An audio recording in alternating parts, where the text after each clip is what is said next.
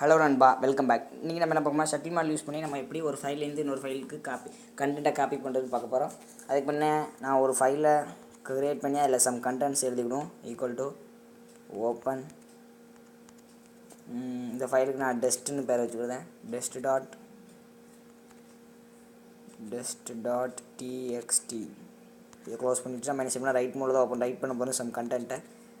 Right, இதை close பண்ணிடுவோம். இப்போ இதில் நான் என்ன செய்ய போகிறேன்னா f.write. இதில் என்ன எழுதலாம், I am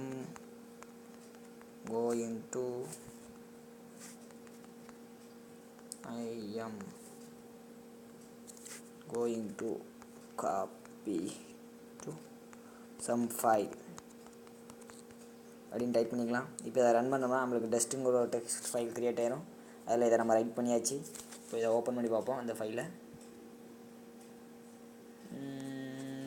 இங்கே இருக்குது டெஸ்ட். ஏன்னா I am going to copy to some fileன்னு வந்துட்டு இப்போ நான் இதை என்ன செய்ய போகிறேன்னா, அந்த காப்பின்னு யாருமே ஒரு டெக்ஸ்ட்டு க்ரியேட் பண்ணியிருக்கேன். இப்போ இதில் பார்த்தீங்கன்னா ஒன்றுமே இல்லை. இதில் தான் இன்றைக்கி காப்பி பண்ண போகிறேன். இப்போ அதை எப்படி பண்ணுறதுன்னு பார்ப்போம். எங்களை அதை க்ளியர் பண்ணிக்கிடும்.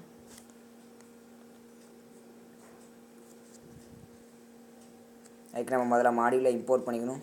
இம்போர்ட் சொல்லி இதில் வந்து சட்லி எஸ்ன்னு கொடுத்துருக்கேன். அப்படி தான் யூஸ்ஃபுல்லாக யூஸாக இருக்கும். இப்போ எஸ் டாட் சிம்பிளாக ஒரே லைனில் தான் காப்பிங்கிற ஃபங்க்ஷனை யூஸ் பண்ணி நம்ம இந்த காப்பி பண்ண ஃபைல் எந்த ஃபைல்லேருந்து எது கொண்டு போகிறோம். ஃபஸ்ட் நம்ம வந்து டெஸ்ட்லேருந்து .txt கொடுக்கணும்.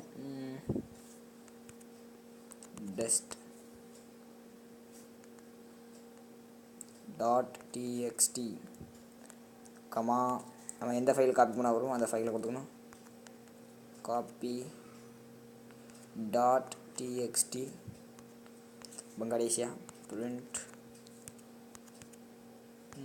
copy is completed. இப்போ அதை ரன் பண்ணுவோம் ஃப்ரெண்ட்ஸ். பார்த்தீங்கன்னா காப்பி இஸ் கம்ப்ளீட்டட்னு ஆகிட்டு. இப்போ நம்ம அதை காப்பி பண்ணியாச்சு. இப்போ என்ன செய்ய போகிறோம்னா, இதை கமாண்ட் லைனை மாற்றிட்டு நம்ம ரீட் பண்ணி பார்ப்போம்.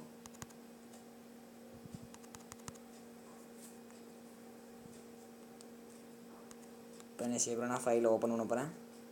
f open. என்ன ஃபைல்னா copy.txt க்ளோஸ் பண்ணிவிட்டு நம்ம வந்து ரீட் தான் பண்ண போகிறோம்.